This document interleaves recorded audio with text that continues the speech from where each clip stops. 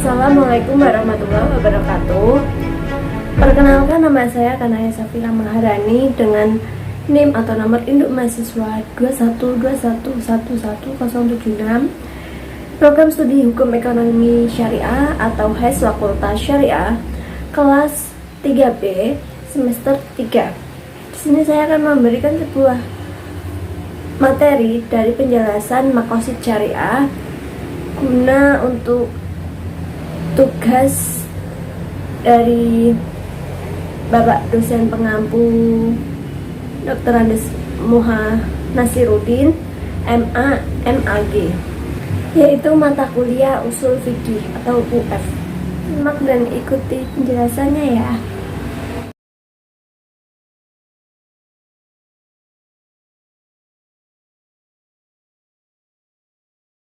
Ya, baiklah, langsung saja kita mulai.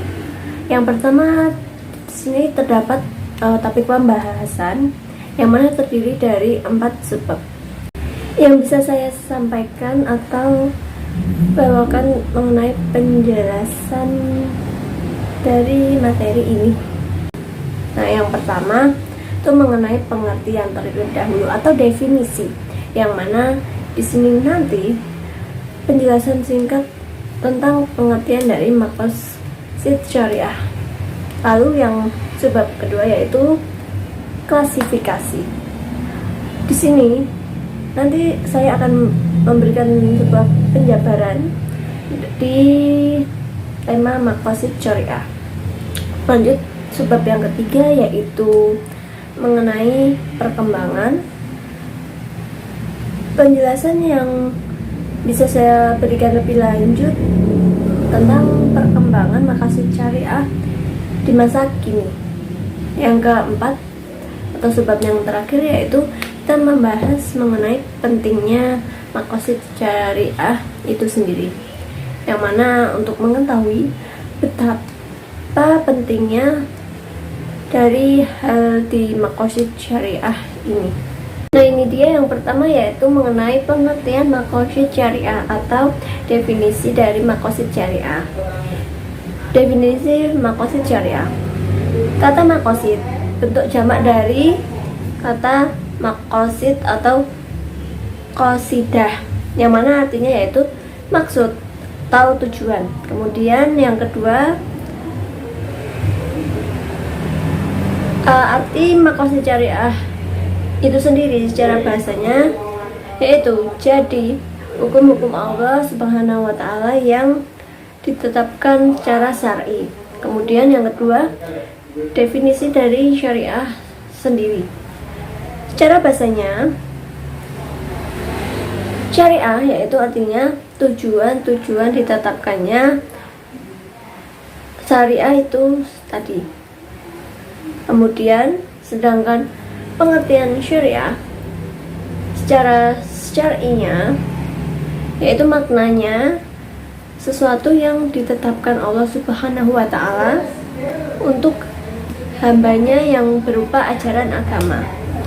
Jadi pada pengertian ini maqasid syariah itu terdiri dari pengertian jamak, kemudian cara bahasa dan cara syar'inya, dan tidak lupa pengertian cara istilahnya. Oke. Sedangkan cara istilahnya, maqasid syariah yaitu tujuan Allah Subhanahu wa taala dari pembait syariat dalam setiap hukum dari hukum yang ditetapkannya, dengan tujuan untuk mewujudkan kebaikan atau kemaslahatan dan menolak adanya kerusakan atau kejahatan itu nanti, baik untuk di dunia maupun di akhirat, atau pada masa sekarang atau masa yang akan datang juga. Kemudian korelasi secara bahasa dan makna syar'inya, maqasid syariah adalah jalan menuju ke arah sumber pokok kehidupan. Next, maqasid syariah sendiri berarti tujuan dan mempunyai fungsi syariat yang berupa mendatangkan kemaslahatan baik dalam bentuk mewujudkan maupun memelihara kemaslahatan tersebut. Kemudian tidak hanya itu, pengertian maqasid syariah juga saya berikan pada tokohnya, yaitu Al-Syatibi, yang mana beliau mendefinisikan maqasid syariah, yaitu maqasid syariah bertujuan mewujudkan kemaslahatan manusia di dunia dan akhirat menurutnya. Lanjut pada subbab materi yang kedua ini, yaitu tentang klasifikasi maqasid syariah. Di sini terbagi penjelasan menjadi 4. Yang pertama, al-maqasid ad-daruriyah atau primer. Yang kedua, al-maqasid al-hajiyah atau sekundernya. Ketiga, al-maqasid tahsiniyah tersier. Dan yang keempat, al-maqasid al-khamsah. Pengertian penjelasan untuk yang pertama, al-maqasid ad-daruriyah atau sebagai primernya, secara bahasa ia mempunyai arti kebutuhan yang untuk mendesak, atau dapat dikatakan aspek-aspek kehidupannya itu sangat penting dan dalam pokok berlangsungnya urusan agama dan juga baik pada kehidupan manusianya, itu baik semua. Nah, yang mana menurut Al-Ghazali, di maqasid ad-daruriyah ini terdapat 5 penjagaan dalam bermaslahat. Di maqasid al-khamsah,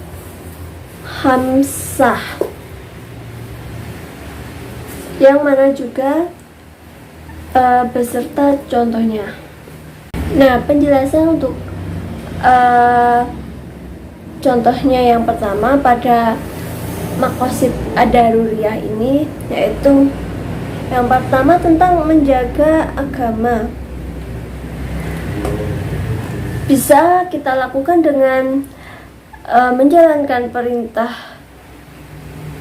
menegakkan ajaran agama, kemudian perintah mengenai rukun iman kelima, dan persaudaraan dalam Islam, atau menjaga tali silaturahimnya. Kemudian yang kedua, dan juga perintah untuk jihad. Kemudian yang kedua, adanya menjaga jiwa, yaitu contohnya larangan membunuh, kemudian dan kita bisa dengan contoh menjaga kesehatan baik diri sendiri maupun orang lain. Kemudian yang ketiganya, menjaga akal. Contoh dari menjaga akal itu, yaitu kita bisa melakukan dengan menuntut ilmu, atau kita bisa melakukan kegiatan seperti mengaji, kuliah, atau aktivitas yang bermanfaat, dan juga meninggalkan tentang narkoba atau tentang zat narkotika. Kemudian yang keempatnya, menjaga keturunan. Contoh pada menjaga keturunan ini yaitu perintah untuk menikah, kemudian larangan kita untuk berzina, dan menjaga kehormatan pada suatu keluarga, menjaga kehormatan di keluarga kita masing-masing. Dan yang kelima yaitu juga menjaga harta. Permisalan atau contoh dari menjaga harta itu yaitu larangan korupsi dan larangan pencurian. Kemudian yang kedua, al-maqasid al-hajjiyah atau segi sekunder. Secara bahasa, al-maqasid hajjiyah mempunyai arti kebutuhan serta dapat dikatakan aspek-aspek hukum yang dimana ia dibutuhkan untuk meringankan beban yang teramat berat, sehingga hukum ini dapat dilaksanakan dengan baik untuk nantinya. Dengan contoh, mempersingkat ibadah dalam keadaan sakit atau terjepit.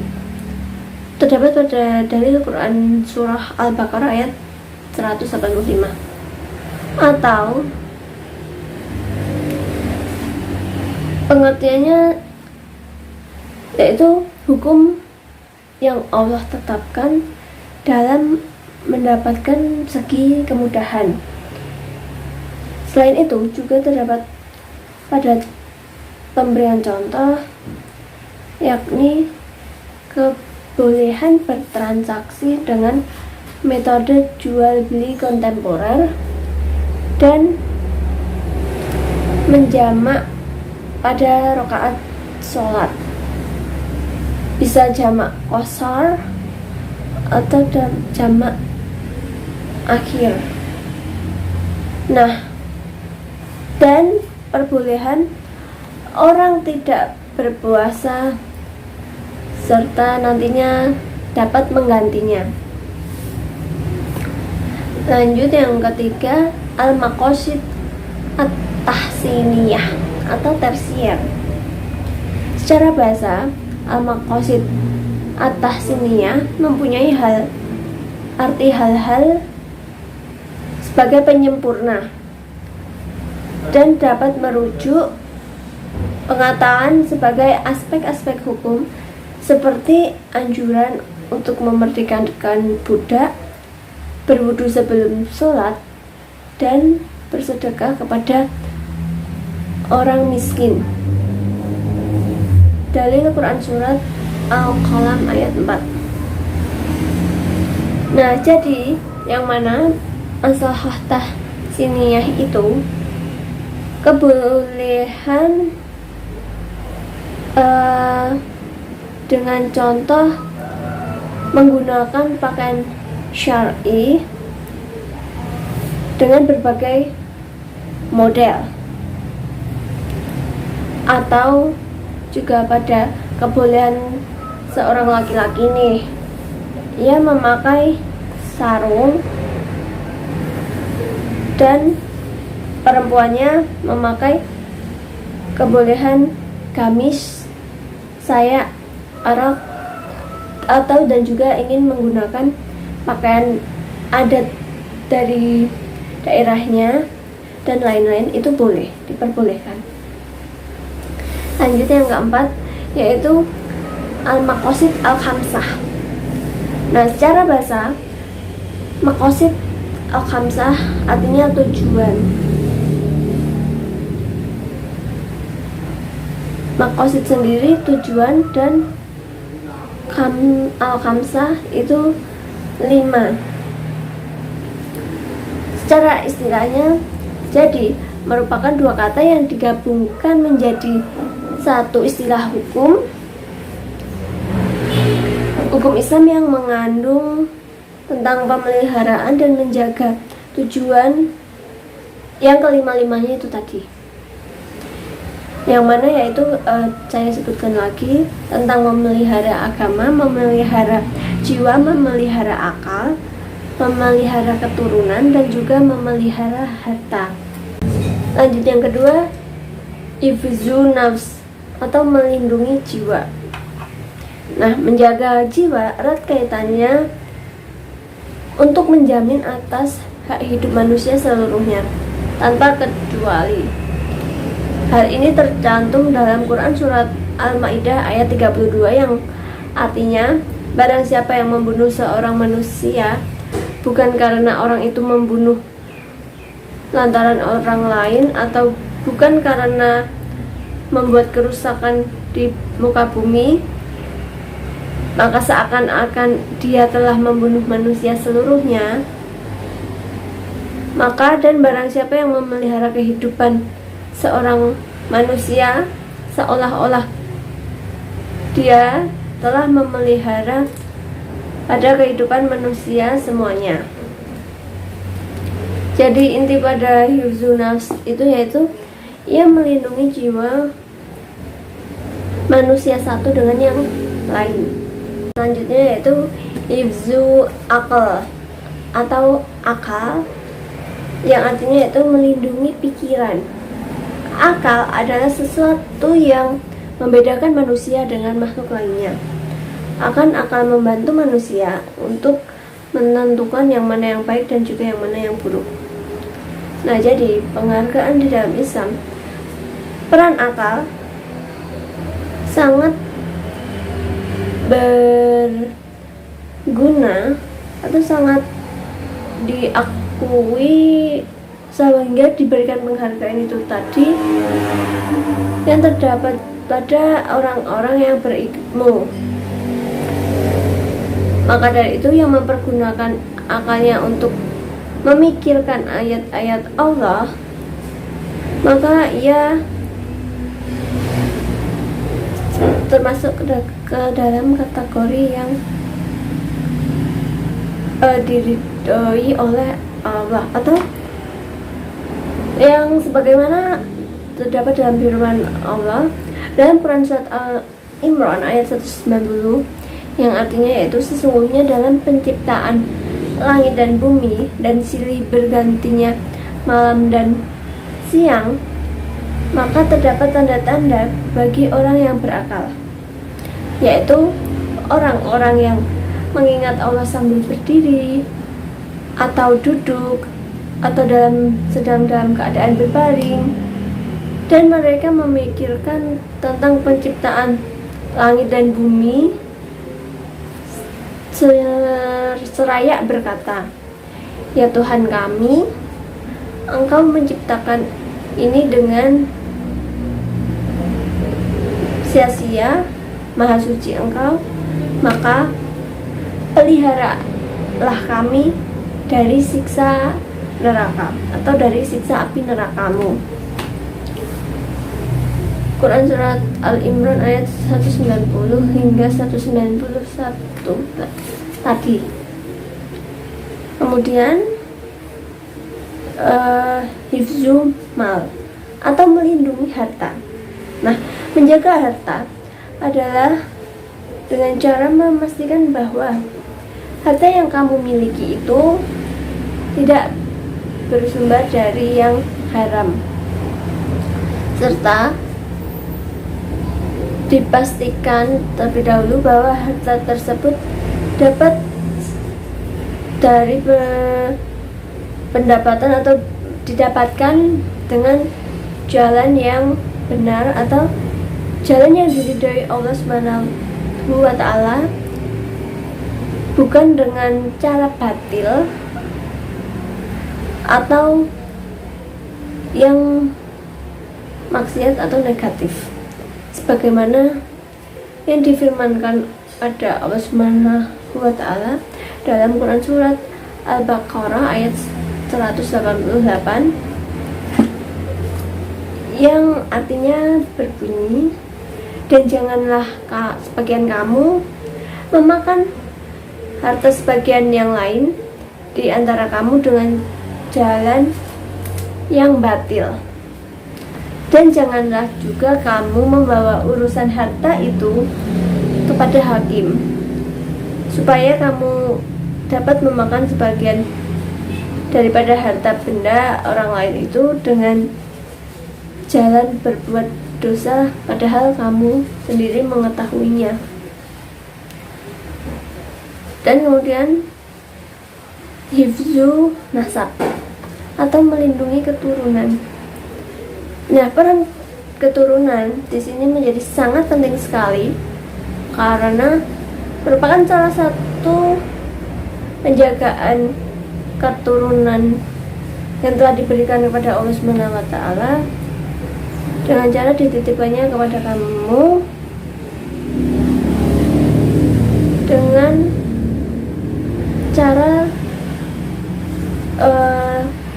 yang benar atau tidak benar sebelum kalian sudah sah atau resmi menjadi pasangan suami istri. Dalam Quran surat Allah berfirman secara tegas mengenai adanya perbuatan zina,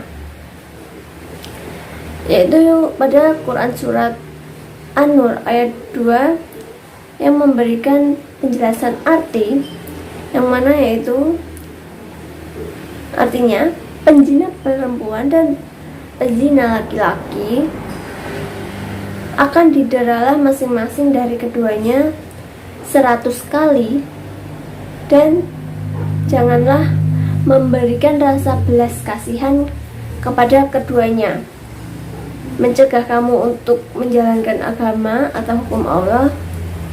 Jika kamu beriman pada Allah Subhanahu wa taala dan hari akhir, kemudian ia berpesan hendaklah pelaksanaan hukuman dari mereka disaksikan oleh sebagian orang-orang yang beriman.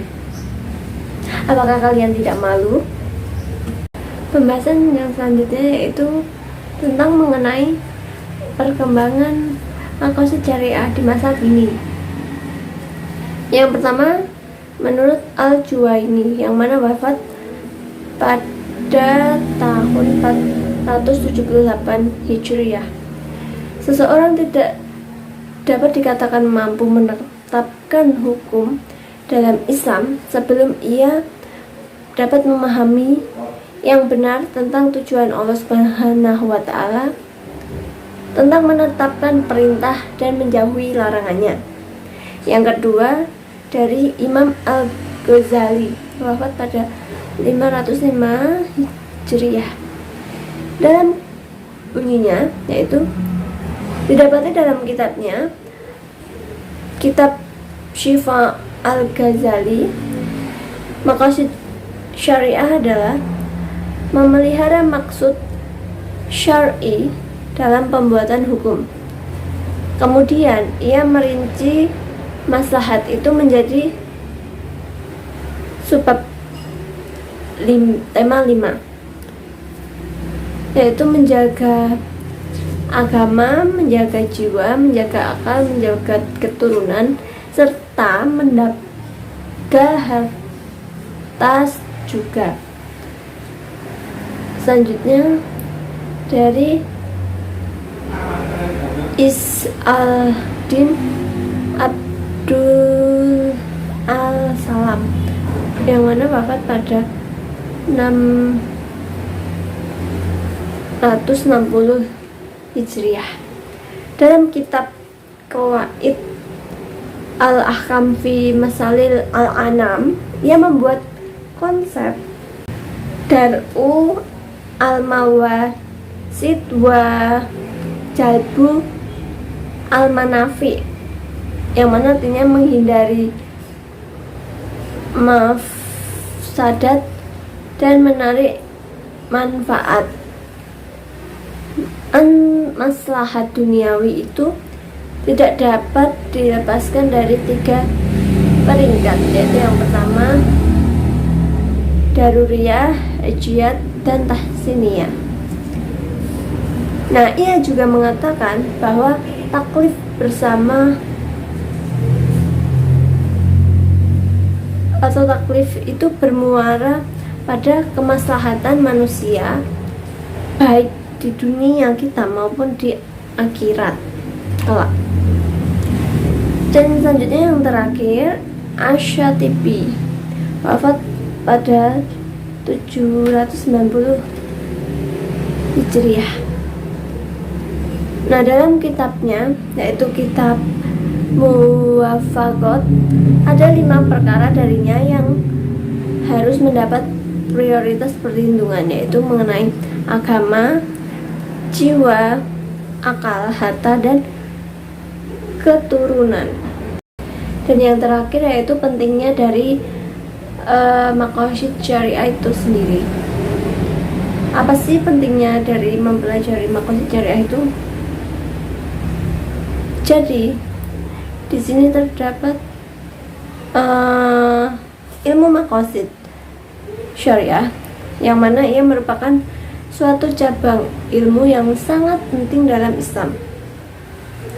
Kemudian yang keduanya, mereka menjadikan dapat memahami konsep dari maqasid al-syariah seakan-akan merasa kagum dengan keindahan dan kesempurnaan dari ajaran Islam ini sebagai suatu ad-din atau agama. Yang ketiga, menjadi mengetahui dan juga merupakan suatu syarat penting untuk berijtihad dan berkemampuan mengetampilkan amalan taklid butanya. Dan namun apa yang penting dan harus kita ingat itu, didapati juga setiap hujah ataupun dakwaan begini perlulah menjadi dikosongkan dengan dalil-dalil yang ada pada surat Al-Quran atau sunnah sebagai pembuktian tentang kebenaran dan kepalsuannya. Ya, jadi kan kita menjadi mengcross-checknya terlebih dahulu. Kita mendapatkan suatu ilmu tentang itu, yang mana tiada satu hukum pun yang sia-sia untuk tidak mendapatkan atau tidak mendatangkan faedahnya langsung. Maka dengan segala perkara yang disyaratkan tadi, didapati pada pasti ada kebaikan untuk dicapai dengan sebuah